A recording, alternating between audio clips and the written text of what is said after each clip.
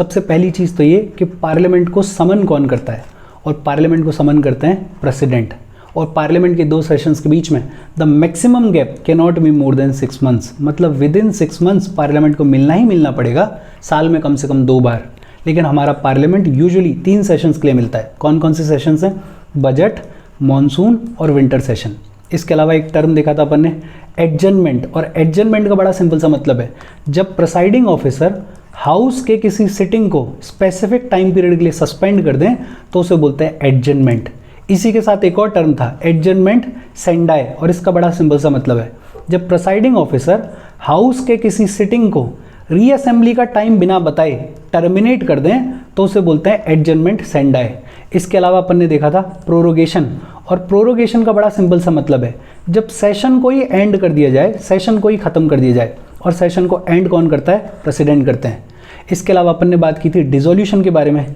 एक चीज़ तो ये कि राज्यसभा डिसॉल्व नहीं होती है क्योंकि राज्यसभा परमानेंट हाउस है, डिसॉल्व होती है लोकसभा, और लोकसभा को 2 तरीके से डिसॉल्व किया जा सकता है। एक तो ऑटोमेटिक डिसोल्यूशन, मतलब लोकसभा का टेन्योर खत्म हो गया है तो डिसॉल्व करना पड़ेगा, चुनाव करवाने पड़ेंगे। और दूसरा, प्रेसिडेंट अगर चाहें तो लोकसभा का टेन्योर पूरा होने से पहले लोकसभा को डिसॉल्व कर सकते हैं, लेकिन प्रेसिडेंट अपनी इच्छा से नहीं करते हैं। या तो काउंसिल ऑफ मिनिस्टर से एडवाइस करें, या फिर सरकार को कल तक जो मेजॉरिटी सपोर्ट मिल रहा था वो अब नहीं मिल रहा है, सरकार गिरा दी गई है, तो प्रेसिडेंट लोकसभा को डिसॉल्व कर देंगे। इसके अलावा एक टर्म और देखा था अपन ने, कोरम। और कोरम का बड़ा सिंपल सा मतलब है, हाउस में कोई भी कामकाज करने के लिए जो मिनिमम अटेंडेंस चाहिए उसे बोलते हैं कोरम, और वो क्या होती है? 1/10 of the total strength of house. मतलब लोकसभा में कम से कम 55 मेंबर्स प्रेजेंट होने चाहिए और राज्यसभा में कम से कम 25 मेंबर्स प्रेजेंट होने चाहिए, तो कोई कामकाज हो सकता है। और ये बेसिक बातचीत अपन ने इससे पिछले सेशन में की थी। आगे बढ़ने से पहले प्लीज़ लाइक द वीडियो और चैनल को सब्सक्राइब कर लो अगर नहीं किया हुआ है तो। वोटिंग इन हाउस, सबसे पहली चीज़ तो ये कि दोनों हाउसेज में, लोकसभा और राज्यसभा दोनों हाउसेज में सभी मैटर्स पे, या ये कहें कि ज़्यादातर मैटर्स पे डिसीजन सिंपल मेजॉरिटी से हो जाता है। Majority of votes of members present and voting चाहिए। मेंबर्स जितने प्रेजेंट और वोट डाल रहे हैं उनकी मेजॉरिटी मिल जाए तो डिसीजन हो जाता है। कुछ मैटर्स ऐसे हैं जहाँ पे चाहिए स्पेशल मेजॉरिटी, जैसे प्रेसिडेंट को इम्पीच करना है, कॉन्स्टिट्यूशन को अमेंड करना है, सुप्रीम कोर्ट के जजेस को रिमूव करना है। ऐसे जो इंपॉर्टेंट मैटर्स हैं वहाँ चाहिए स्पेशल मेजॉरिटी। कुछ ऐसे भी मैटर्स हैं जहाँ इफेक्टिव मेजॉरिटी चाहिए, जैसे वाइस प्रेसिडेंट को रिमूव करना है, डेप्यूटी चेयरमैन को, स्पीकर को, डेप्यूटी स्पीकर को रिमूव करना है, इनमें चाहिए इफेक्टिव मेजॉरिटी। लेकिन स्पेशल मेजॉरिटी, इफेक्टिव मेजॉरिटी बड़े फ्यू केसेस में चाहिए। ज़्यादातर मैटर्स जो हैं वो सिंपल मेजॉरिटी के साथ में डिसाइड हो जाते हैं। और लोकसभा में जो वोटिंग का प्रोसीजर है वो बड़ा सिंपल है। देखो होता क्या है, किसी रेजोल्यूशन पे, किसी क्वेश्चन पे जब इनफ पूरा डिस्कशन हो जाए उसके बाद स्पीकर जो है वो मेंबर्स के सामने एक क्वेश्चन पुट अप करते हैं। स्पीकर बोलते हैं दोज इन फेवर से आए, जो मेंबर्स पर्टिकुलर रेजोल्यूशन या क्वेश्चन के फेवर में वो बोले आए, AYE आए। आए का मतलब एक तरीके से यस। जो मेंबर्स फेवर में होंगे वो आए बोलेंगे। फिर स्पीकर बोलेंगे दोज अगेंस्ट से नो, जो अगेंस्ट में है वो नो बोलें, और जो अगेंस्ट में होंगे वो नो बोलेंगे। फिर स्पीकर बोलेंगे कि मुझे ऐसा लगता है, सुनने के बाद, आय और नो सुनने के बाद स्पीकर बोलेंगे कि मुझे ऐसा लगता है, I think the eyes have it, या फिर I think the nose have it. जैसा भी सिनेरियो है, मुझे ऐसा लगता है कि फेवर में ज़्यादा लोग हैं, या मुझे ऐसा लगता है कि अगेंस्ट में ज़्यादा लोग हैं। और स्पीकर ये 2 बार बोलेंगे। और अगर स्पीकर का डिसीजन चैलेंज नहीं किया गया then question is determined accordingly. अगर स्पीकर के डिसीजन को चैलेंज नहीं किया गया तो फिर आगे की प्रक्रिया उस आय या नो के अकॉर्डिंग होगी। लेकिन अगर स्पीकर के डिसीजन को चैलेंज कर दिया गया है, मतलब कोई मेंबर खड़ा हुआ और बोला कि नहीं आप बोल रहे हो आय, मुझे लगता है नोज ज़्यादा है, आप गलत डिसीजन ले रहे हो, अगर चैलेंज कर दिया गया स्पीकर के डिसीजन को तो फिर स्पीकर ऑर्डर करेंगे that the lobby be cleared, कि लॉबी को क्लियर किया जाए। एक बेल बजाई जाएगी और ये मैसेज दिया जाएगा कि अगर कोई मेंबर ऑफ पार्लियामेंट लॉबी में है तो जल्दी से चैम्बर में आ जाए। ये मैसेज दिया जाता है। और फिर 3.5 मिनट निकलने के बाद, 3 मिनट 30 सेकंड निकलने के बाद स्पीकर जो हैं वो उसी क्वेश्चन को दोबारा से सेकंड टाइम पुट इन करेंगे। बोलेंगे कि दोज इन फेवर से आए, तो जो मेंबर्स फेवर में होंगे वो आए बोलेंगे। दोज अगेंस्ट से नो, जो अगेंस्ट में होंगे वो नो बोलेंगे। और फिर स्पीकर दोबारा बोलेंगे कि मेरे ओपिनियन में मुझे लगता है कि आइज ज़्यादा हैं या नोज ज़्यादा हैं। अगर स्पीकर के ओपिनियन को दोबारा चैलेंज कर दिया गया है तो फिर स्पीकर बोलेंगे कि अब डायरेक्ट वोट करवाया जाएगा, अब आवाज़ से काम नहीं चलेगा, आय नो से काम नहीं चलेगा। अब क्या होगा, डायरेक्ट वोट होगा। अब डायरेक्ट वोट कैसे होगा, ऑटोमेटिक वोट रिकॉर्डर मशीन के थ्रू करवाएंगे या फिर आय और नो की स्लिप्स डिस्ट्रीब्यूट कर देंगे, स्लिप्स के थ्रू करवाया जाएगा, या फिर मेंबर्स को लॉबीज में भेजा जाएगा, एरियाज में भेजा जाएगा, मतलब जो फेवर में वो इस साइड आ जाओ, जो अगेंस्ट में वो इस साइड आ जाओ, लॉबीज में भेजा जाएगा। फिर क्लियर कट वोटिंग एक तरीके से करवाई जा रही है। अगर स्पीकर को लग रहा है कि उनके डिसीजन को अननेसेसरीली चैलेंज किया जा रहा है, तो स्पीकर बड़ा सिंपली ये बोल सकते हैं कि मेंबर जहां पे बैठे हुए हैं वहां अपनी सीट पे खड़े हो जाएं, मतलब जो फेवर में वो खड़े हो जाएं, उनकी काउंटिंग कर ली जाए, जो अगेंस्ट में वो खड़े हो जाएं, उनकी काउंटिंग कर ली जाए और देख लिया जाए कि कौन ज़्यादा है। और ये बड़ा सिंपल सा प्रोसीजर है वोटिंग का लोकसभा में। इसके बाद बात आती है कि मेथड्स ऑफ वोटिंग क्या क्या है, और ये जो टॉपिक है ये 6th एडिशन में नहीं है, 7th में ऐड किया गया है। मेथड्स वही हैं जो अभी अपन ने पढ़े।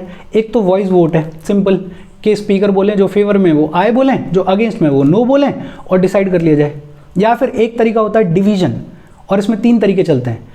एक तो automatic vote recording equipment, machine के थ्रू वोट्स को रिकॉर्ड किया जाए। दूसरा आइज और नोज की स्लिप्स के थ्रू वोट्स को रिकॉर्ड किया जाए। तीसरा मेंबर्स को लॉबीज में, एरिया में भेज के काउंट किया जाए। ये जो लॉबीज में भेजने वाला सिस्टम है ये अब ऑलमोस्ट होता ही नहीं है। जब से मशीन्स आई हैं तो मशीन्स को यूज़ किया जाता है, लेकिन पहले होता था।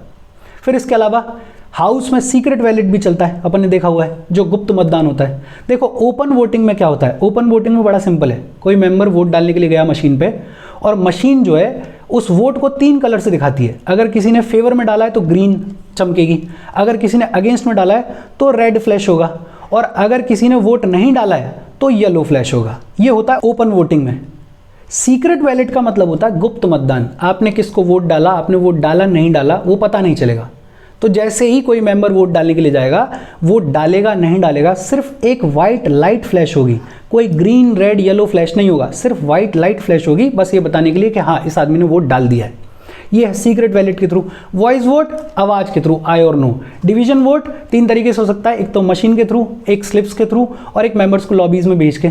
सीक्रेट बैलेट बेसिकली क्या है कि कोई लाइट फ्लैश नहीं होगी, वाइट लाइट फ्लैश होगी। अगर ओपन वोटिंग है तो हाँ के लिए ग्रीन है, अगेंस्ट के लिए रेड है, और अगर किसी ने वोट नहीं डाला है तो उसके लिए येलो है। इसके अलावा recording of votes by distribution of slips, normal slips distribute करके वोट रिकॉर्ड किए जा सकते हैं।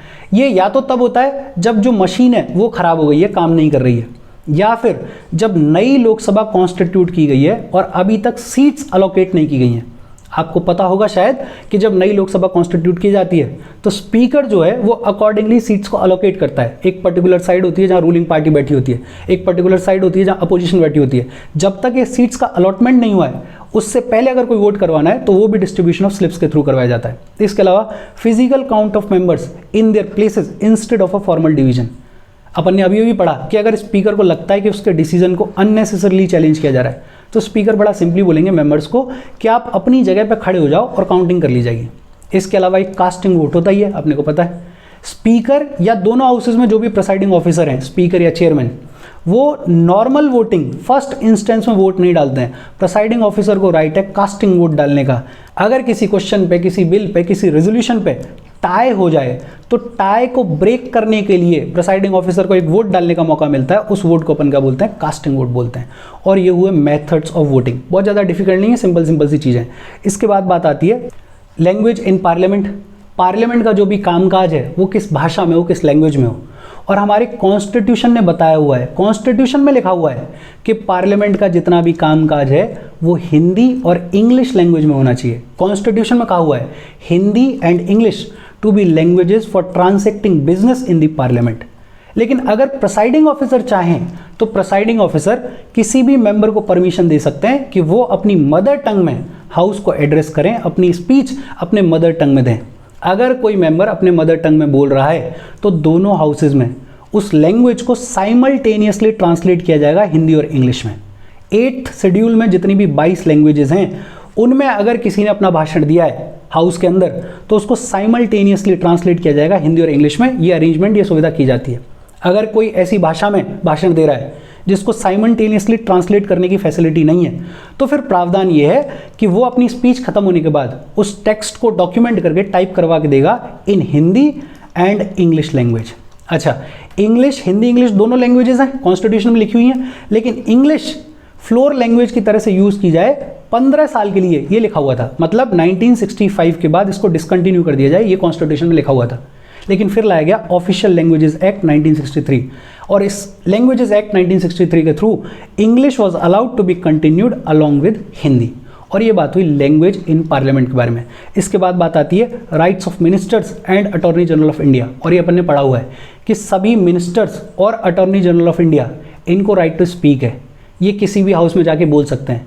They can take part in the proceedings of either house, Lok Sabha Rajya Sabha दोनों के प्रोसीडिंग्स में जाके पार्टिसिपेट कर सकते हैं, ज्वाइंट सिटिंग में पार्टिसिपेट कर सकते हैं, पार्लियामेंट के किसी भी कमेटी में जिसके ये मेंबर हैं उसमें जाके पार्टिसिपेट कर सकते हैं। लेकिन हाँ, वोट नहीं डाल सकते हैं, वोट वहीं डालेंगे जिसके मेंबर हैं। अगर कोई लोकसभा का मिनिस्टर है, लोकसभा का मेंबर है, तो लोकसभा में ही वोट डाल सकता है, राज्यसभा में नहीं डाल सकता है।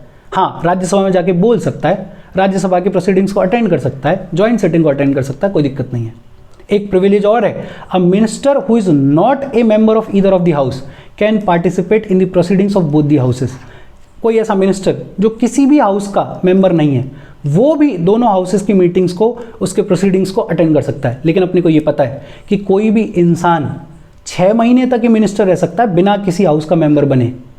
अगर उसको 6 महीने के बियॉन्ड मिनिस्टर बने रहना है तो किसी ना किसी हाउस का, लोकसभा या राज्यसभा का मेंबर बनना ही बनना पड़ेगा। अच्छा, मैं ये जानना चाह रहा हूँ, इसके बारे में अपन ने पहले भी बात की हुई है, ये सारी बातचीत किस आर्टिकल के अंडर आती है? Please let me know in the comment section. इसके बाद एक आखिरी टॉपिक, लेम डक सेशन। ये होता है एग्जिस्टिंग लोकसभा का लास्ट सेशन। जब नई लोकसभा चुन ली गई है, इलेक्ट हो गई है, उससे पहले जो एग्जिस्टिंग लोकसभा का लास्ट सेशन होता है उसे बोलते हैं लेम डक सेशन।